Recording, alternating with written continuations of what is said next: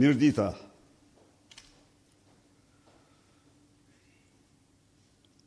Made in Albania, shtyllë kryesore e Shqipërisë madhështore, kërkon një bujqësi të zhvilluar dhe një fermer shqiptar të suksesshëm. Bujqësia në Shqipëri këto 12 vite ka njohur rënje të madhe. Me firmosin e Ballkanit të hapur, mira e mira, ferma bujqësore dhe blegtorale në Shqipëri kanë falimentuar. Prodhimi bujqësor dhe blegtoral ka një rënje dramatike. Numri i krerëve të bagëtive është ulur me 62% krahasuar me vitin 2013. Sot, 80% e prodhimeve bujqësore dhe blegtorale në tregun shqiptar vijnë nga importet. Bujqësia e cila punëson rreth gjys milioni shqiptar dhe jep 19% të prodhimit të brendshëm bruto merr si një mbështetje nga buxheti gjithsejt 0,19% të prodhimit të brendshëm bruto. Pra, disa herë më pak se vendet e rajonit dhe ndallim nga këto vende, shumica e fondit të parashikuar në buxhet për bujqësinë nuk shkon tek fermerët, por shpenzohet për administratën. Programi ynë për Shqipërinë madhështore në bujqësi bazohet në Made in Albania, rritjen e madhe të prodhimit bujqësor dhe blegtoral, mbështetjen e fuqishme për fermerët dhe suksesin e tyre. Për arritjen e këtij qëllimi, qeveria e koalicionit të Partisë Demokratike dhe Aleancës për Shqipërinë madhështore do të 1. Subvencionoj për çdo njësi prodhimi kokë, bagëti dhe fidan të mbjellë fermerët dhe rritje për këtë qëllim e fondit për subvencionimin direkt fermerëve nga 5% e shpenzimeve buxhetore të shtetit në apo 31 milion që është de facto, se është 5,8, po tjerat i merr administrata, totali pra, rritja nga 0,5 në 3,5, saq është niveli mesatar i rajonit. 2. Mbrojtje sezonale e prodhimeve bujqësore. 3. Dalje e menjëhershme e Shqipërisë nga Ballkani i hapur që po rënon prodhimin bujqësor dhe blegtoral shqiptar dhe zbatimi të gjitha detyrimeve që rrjedhin nga procesi i Berlinit dhe procesi i integrimit europian. 4. Karta e AID-s do të jetë nimti i fermerit, mbështetje direkte, subvencion të sipërmarrësve në sektorin e bujqësisë, blegtorisë, ku çdo fermer do identifikohet me një NIP. 5. Të vëshëja në sektorin e përpunimit prodhimeve bujqësore do të jetë e njëjtë në shitjen dhe në blerje, jo siç është sot asimetrike. Kështu parat do shkojnë direkt te fermeri dhe jo te grosisti. 6. Nafta do të subvencionohet gjerë në nivelin e kostos. 7. Mbështetjet veçanta pa kufizim për fermerët në fushat prioritare të bujqësisë të përcaktuara nga qeveria, fushat e eksportit, fusha e blegtorisë, perimtarisë, pemtarisë dhe agropërpunimit. 7. Subvencionim i normave të interesit deri në masën 80% për kredit bankare kredit bankare në fushën e bujqësisë. Kjo ndërhyrje është emergjente për rritje e injektimit paras në këtë sektor. Nga totali portofolit të kredisë sot, aktualisht vetëm 1% e tij është e destinuar për bujqësinë në një kohë kur ky sektor dhe njëherë prodhon ose është përgjegjës për 90% të prodhimit bruto të vendit. 9. Zhvillimi i infrastrukturës bujqësore do të mbështetet nga investime thelbësore, veçanërisht në ujitje dhe kullim, ku çdo vit do të investohen një shumë rreth $70 milion me qëllim dyfishimin në 4 vite të sipërfaqes së ujitjes. 10. Krijimi i Agjencisë Studimit të Tregjeve dhe Orientimit të Fermerëve pranë Ministrisë së Bujqësisë ose pranë Kryeministrit, që të studiojnë tregun e brendshëm e të jashtëm të produkteve tona bujqësore dhe të bëjnë një orientim makro për fermerët shqiptar për çfarë dhe sa duhet të mbjellin. Kështu do zbuten shumë krizat e krijuara nga stoqet. 11. Mbështetje me grante dhe kredi të buta fermerëve dhe agropërpunuesve për futjen e teknologjive të reja në prodhim dhe përmirësimi i produkteve për futjen produkteve të reja në prodhim dhe përpunimin e produkteve bujqësore, automatizmin, digitalizimin, blerjen e traktorëve, makinerive dhe pajisjeve të tjera për kryen e shërbimeve bujqësore. 12. Kompensim financiar me çmim dyshemet të tregut për stokun e prodhimit të shkaktuar nga shregullimet të forta të tregut dhe incentivim për ngritjen e industrisë agroushqimore për absorbimin e këtij stoku dhe shmangjen e asgjësimit të këtyre produkteve. Kjo si mënyrë efektive për të shmangur falimentimin e fermerëve dhe braktisjen e zonave rurale. 13. Kryerja falas nga shtetit i analizave të tokës bujqësore dhe puseve të ujitjes të saj. 14. Garantim dhe monitorim të cilësisë së inputeve bujqësore, kontroll dhe monitorim i cilësisë së produkteve tona nëpërmjet laboratoreve të akredituara. 15. Rritje e sigurisë ushqimore nëpërmjet fuqizimit të institucioneve përgjegjëse, futjes sistemeve mbikëqyrëse sipas standardeve të Bashkimit Evropian, rishikimit në themel të kuadrit ligjor për abuzuesit e tregut që dëmtojnë shëndetin e konsumatorit. 16.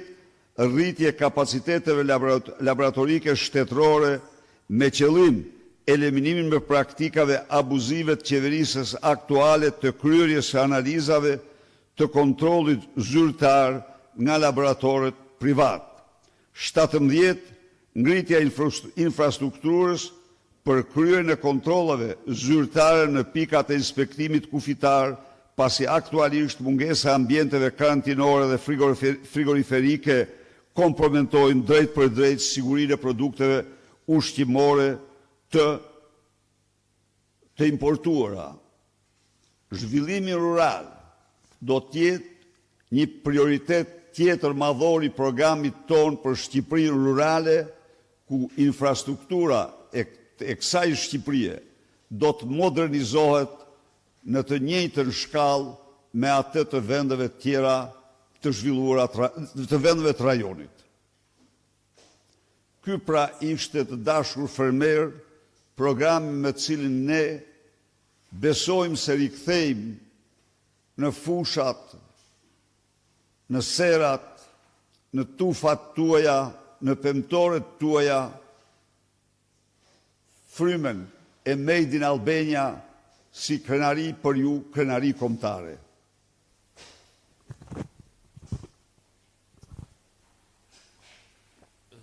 Zoti Berisha, kam vetëm një pyetje. Çfarë po paralajmëroni me sherifi po vjen?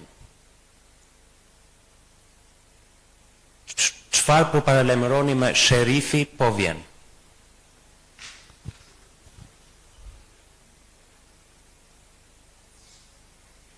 Tani, të lutem, unë jam i prirur, ti e din, se unë nuk bëj dialog me vetën time, ja ku jeni ju. Nuk bëj Edi Ramën. Nuk mund bëj Edi Ramën që të them se Eduardi që kam mendje me pyeti mua këtë pyetje dhe i po i përgjigjem asaj pyetje dhe atyre që e pyesin fansat. Ai bën këtë. Ai ka kaluar në një monolog unik, i tmerruar nga gazetarët, i tmerruar nga publiku dhe fansat e tij. Ai ka ndërprer çdo komunikim sikur të ishte në Korenë e Veriut ose në një vend diktatorial ku populli shumëzohet me zero. nërsa ju keni pa që unë dalë këtu çdo ditë para jush me programin, me qëllimin më të mirë që ju në emër të qytetarëve të bëni çdo pyetje, të merrni çdo sqarim për programin. Sot për shembull unë paraqita një program të them më të mirën e jetësime për fshatin shqiptar, për fermerët shqiptar, sepse unë besoj shumë në kapacitetet e jashtëzakonshme të bujqësisë dhe blegtorisë shqiptare.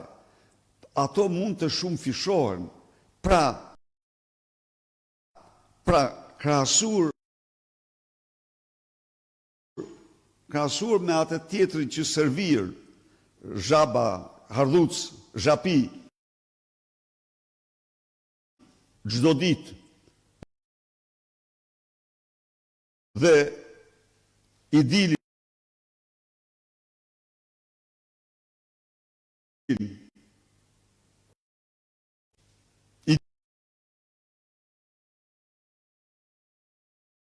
e të rrallë, jemi baj me dy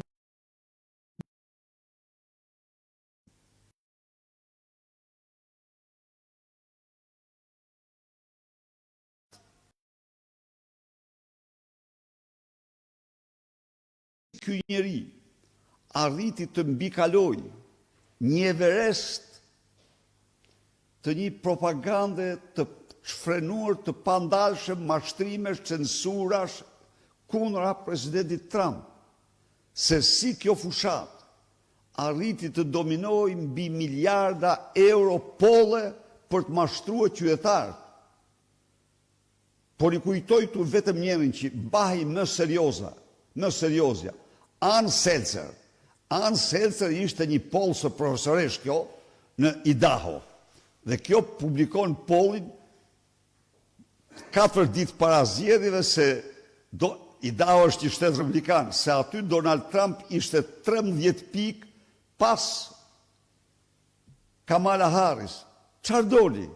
Doli se ajo kishte vendosur pikërisht pikët e Donald Trumpit për Kamala Harris dhe Kamala Harris për Donald Trump, se zgjedhjet treguan saktësisht se Donald Trump në Idaho ishte 13 pikë përpara. Pra, ky është Chrysler Civitas. Dhe natyrisht, kur grushtat të përplasën në Tovolin I shkallmuar, kjo erë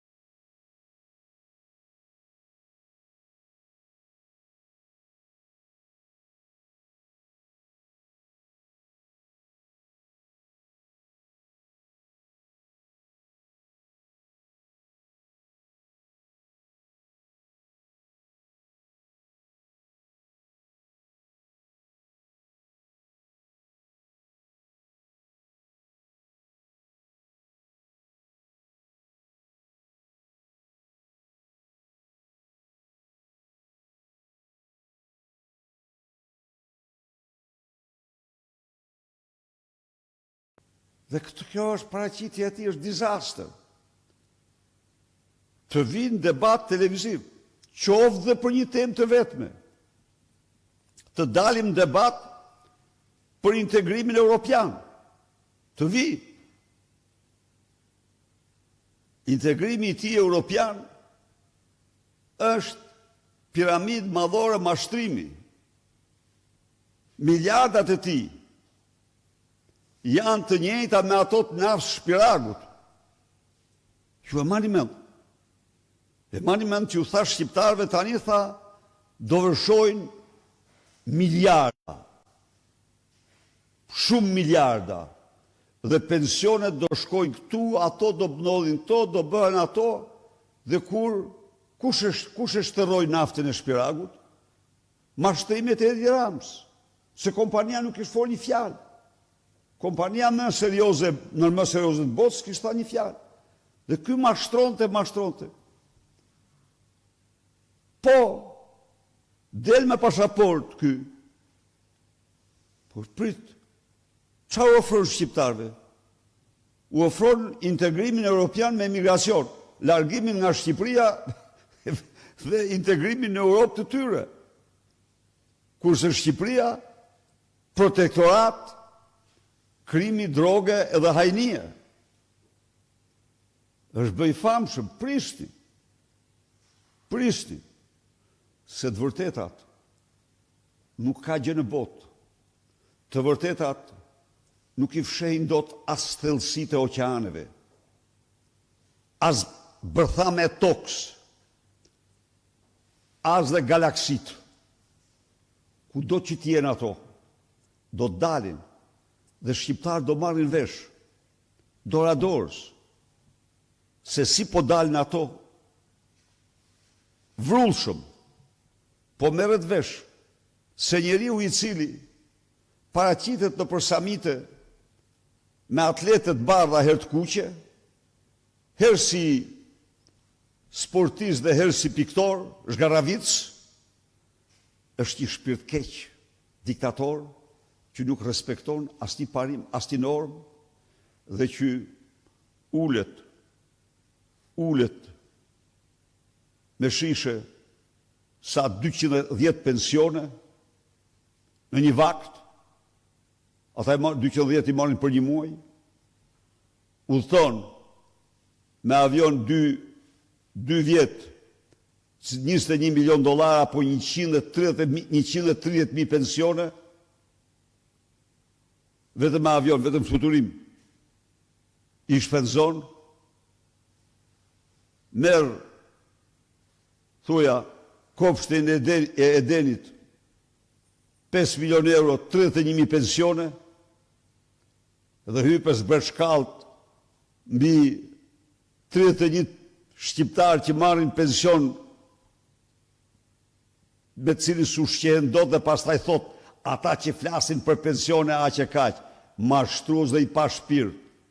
Pensionet do t'i rrisim siç kemi parashikuar. Pensioni nuk do ketë në Shqipëri pension ndën 200 euro. I pjesëshëm i plot çfarë do qoftë ai. Në fshat, në qytet, kudo që tjetë. Dhe sot, nën 200 euro janë 2/3 e pensionistëve shqiptarë. 57% e pensioneve, po ati nuk janë ndjen, nuk ja kërcet, se ai ka vetëm hallin e sarajeve të tij dhe të pasurive të tij. 57% e pensioneve marrin pension të pjesëshëm dhe jo të plot.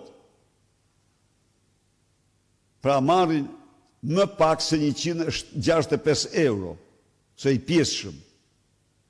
Kështu që ky njeri është i shkputur nga realiteti, është futur në një realitet zoologjik dhe idilik. Me lul bravën. Zoologjik, me hardhuca, me zhapi, me reptil. Ndaj dhe kjo është, edhe njëri them, i bëj thirrje medjave, monologet e tij t'i hedhin në kosh nëse ai nuk pranon konferencat me gazetarë. Imagjinoni, të dashur qytetar, çfarë bën ai? Do t'ja u them këtë. Ai urdhëron mediat e tij që mos thon asnjë fjalë për programet, konferencat e mia për programet. Vetëm e vetëm që ta dominoj hapësirën mediatike me marrëzitë e tij, banalitetet e pa skrupullta me reptil. Dhe më në fund me lul bravën. Pra, në momentet më serioze për një kombë që janë fushatat elektorale që duhet të mësojnë se çfarë do bëjnë forcat politike për 4 vite, ai servir hardhuc dhe bërtkoca dhe thash dhe njërë mos ja themi më emrin, talje me te. mashtrime, gënjeshtra, por 11 maj po vjen, shqiptarët e kanë marrë, do i presin biletën. Mirupafshim.